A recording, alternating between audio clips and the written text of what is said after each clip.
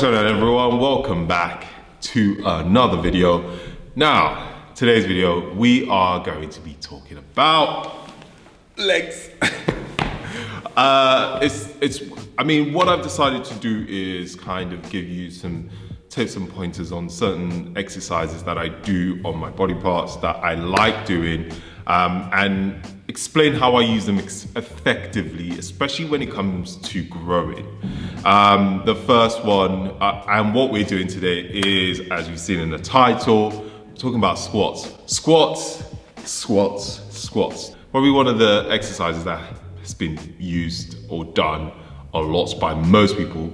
I'm hoping most of you have do squats. It's an incredible compound exercise, and I am going to use this video to explain to you how I use squats effectively to grow. Now, I know you're all thinking, well, squats, we already know what to do.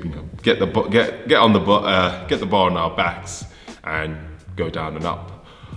Yeah, but I'm going to give you loads of fun variations on how you can use squats in different ways. There are so many ways, and you are going to be either surprised, or actually you might know these, but I would now start implementing more of it into your training. So before I get into the video, don't forget to leave a thumbs up. That would be awesome, and make sure you subscribe. So this video, I am focusing on barbell squats. Yes, you can use dumbbells. Yes, you can use kettlebells to perform various types of squats, but we're just focusing on barbell squats and the different variations that I like to perform when doing barbell squats. So first, we have a full back squat, which is what everybody else does, which is the conventional full back squat. I also like to add front squats as well, which is probably a great movement for your quads, as well as core activation and core work, because front squats requires you to use a lot more of your core when performing the movement, and it's a great exercise for your quads. And the next one I like to do is the heel elevated narrow stance squats. Now, with this exercise, if you have bad ankle mobility, elevating your heels is perfect. Using weightlifting shoes is absolutely fine. I like to have a narrow stance because to focus more on my quads. One thing I like to do with heel elevated squats is sometimes I don't go all the way down. I don't do a full squat when I do a narrow stance squat. So what I mean is I stop where my hips are parallel to my knees, just to keep that tension on my quads.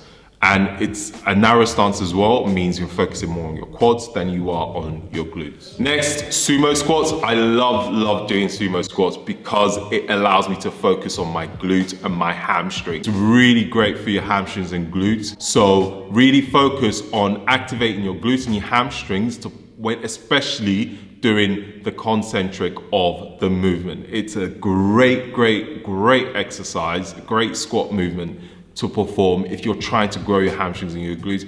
And this is what guys should focus on, not just girls. So strong hamstrings will translate very well when you're doing your heavy 1 rep max squats. Strong glutes and strong hamstrings, so remember that. As I explained during the narrow stance squats, I like to sometimes implement half squats. And what that means is just not going below parallel, keeping the tension on my quads. I love doing these, especially I actually don't use heavy weights on this, always light weights and nice and controlled to really target my quads. And this, a lot of the times people will watch my video and think, oh, he's not going, arse to grass or going parallel, he's half repping it. This is the time when half repping is actually fine because there's a purpose to it. Remember, everything has to have a purpose. I am doing this because I am trying to focus on my quads, and I find that it works awesome with my training. And I just like to add this into my leg days. So some sessions, so not every session, but some sessions I do have half squats into my squat routine. And next up we have the Anderson squats. Now this one is something that I've done in one of my videos, and a lot of people have never tried it before. It is a fun exercise to do, but it's a great one for your hamstrings and your glutes as well. Anderson squats makes you have to really use your glutes and your hamstrings to get back up. So it's a squat that helps you improve the weakest point in a squat position, which is when you are down to the floor. So when you're down to the floor, a lot of the times we bounce, and this is where the Anderson squats comes into play. It doesn't allow you to do that. You have to use a lot of glute and hamstring activation to get you back up. So remember this. The one thing I see a lot of people do, except if you're a powerlifter or you're doing 1 rep maxes, even then, a lot of people bounce from their squats, and the Anderson squat stops you doing that. I try and avoid bouncing when I do squats. I understand the need for it when you are doing a 1 rep max, when you are fatigued and you're trying to get that 1 rep, but try and keep that to a minimum. And this is where the Anderson squats, if you're trying to get stronger with your squats, this is probably one of the best things to add. And this also is the same for box squats.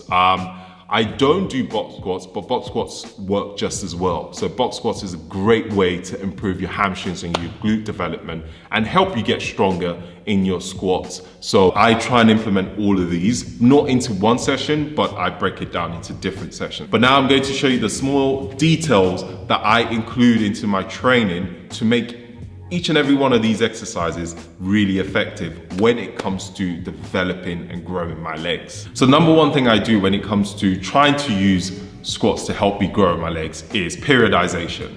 So making sure that my program, there's a strength phase and there is a hypertrophy phase. So strength phase will be low volume. So 5 reps maxes, 4 rep, 3, 2, 1. And then hypertrophy will be high volume, 12 reps, loads of drop sets, loads of supersets.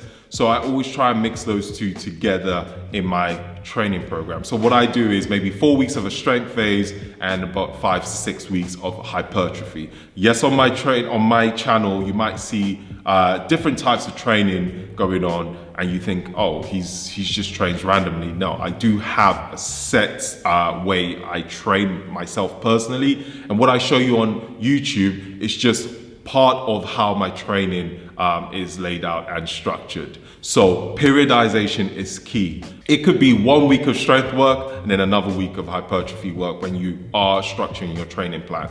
Make sure you do have a periodized training, and also try and include some form of deload week. So let's say you've been training hardcore for 8 weeks, try and have 1 week where you just go at 50%. And that is periodizing your training. Okay, before I get into the next point, I would like to give a special mention to my sponsor, Whoop, which is the fitness tracker I use. It's more than a fitness tracker. It tracks my sleep, my recovery, my heart rate variability, which helps track my recovery. It also gives you optimal training for the day. So it actually goes off your recovery and actually gives you your, it has a strength coach and a sleep coach, which is so important. So I've been using them for a year. You've probably noticed me wear them all the time, but I just partnered with them this year. So I cannot recommend them highly enough. So use my discount code OB and you will get an awesome 15% discount, because who doesn't love a discount? So check them out, I'll put the link in my description. Back to the video. One thing that's very important for me when training, especially with legs, is time under tension. So tempos, you guys see this a lot in my videos. Making sure I have, I try and include different types of tempo work in my leg training. So some sessions I might do squats. I might do, let's say, a normal back squat, 4-second tempo on the eccentric. And trust me, by putting the muscle under as much tension as possible, this would force it to grow, because you're recruiting a lot more muscle fiber to perform that movement. I would always say to you, take the weight down and practice this. I tend to not go too heavy when I'm doing a lot of time under tension, because you would know why when you perform these exercises. Take your ego out of training, especially when it comes to hypertrophy work, high volume work, because this is going to benefit you in the long run. If you're doing a 4-second eccentric, you will not be able to do that with a 200 kilo on the bar for 10 to 12 reps. If you can, then, you know, I salute you, because that is good luck. So yeah, take your ego out of this and focus on time on the tension. Another perfect example, and this one is probably going to suck because I know a lot of people that have done this and I've put in the program and they've struggled with this. I do a lot of the times, is varying the eccentric and concentric of a squat. So 3 seconds down, 3 seconds up, or it could be 4 seconds down, 2 seconds up on the concentric. A lot of the times we forget that we can add some tempo into the concentric phase of the exercise, which makes it absolutely killer.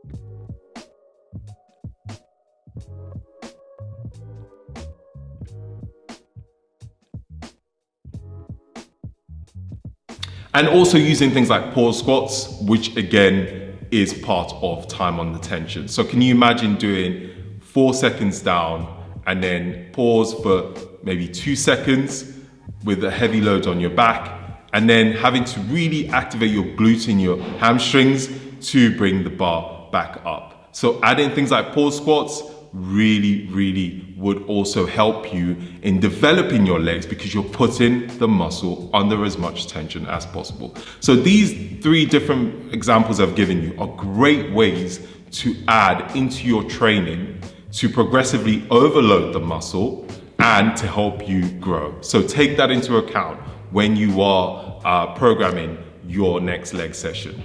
So one thing I like to do when squatting, especially when it's high volume, so 8 plus reps. Before I squat down, okay, I like to obviously knees bent slightly, so it's not flexed or extended. Okay, knees bent slightly. What I like to do is activate my quads, and I do this by externally rotating. Okay, so my hips, and that activates your glutes actually. So you see the difference there, and I'm flat-footed, so I have to make sure I do this, but it's a good way to make sure your quads get engaged. Okay, so imagine with your foot, imagine you're trying to open the ground outwards, okay? So, activated, relaxed, activated, before going down, come back up, keep that tension in your quads. Remember, my knees are still bent, they're not straight. A lot of people think my knees are straight, they're not. Bent, down, and up. If you do that about 8 to 10 reps, you're going to feel the difference on your quads. So a lot of people say I can't feel my quads when I squat. If you do that trick, it works a treat. That was a rhyme. And finally, final point is there's a time and place for everything. If you are doing low volume work, 2 rep maxes, 1 rep maxes, absolutely, time on the tension, slow tempos won't work, slow eccentrics won't work because you're just trying to go from A to B. That's absolutely fine. That is for you to get stronger. But now if you want to grow, you need to add those bits of periodization, you need to add progressive overload, you need to add time on the tension, which is under the umbrella of progressive overload.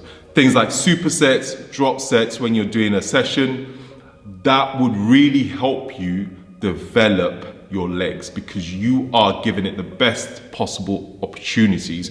You're adding everything you can into making it possible for your legs to grow and for you to grow mass on your legs and actually to develop your legs and to get stronger rather than focusing on one thing and then ignoring and neglecting everything else. So the main thing is try and make sure you have a periodized training plan. Try and make sure you are adding variety.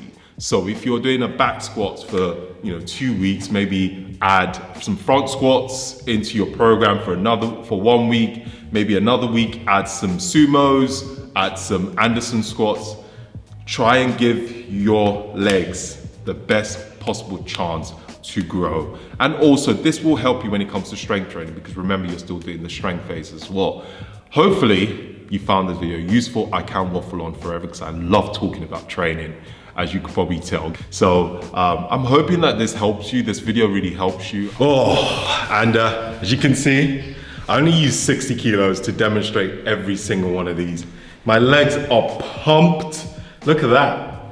And that's just from doing just 60 kilos on the bar, demonstrating every single one, just to show you, I mean, look, crazy. And imagine doing 50% more than that and doing some of those, adding some of those tempos into your sessions.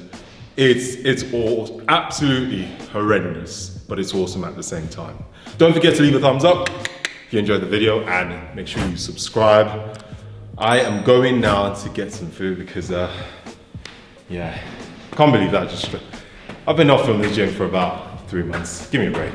See you later. Bye. Bye.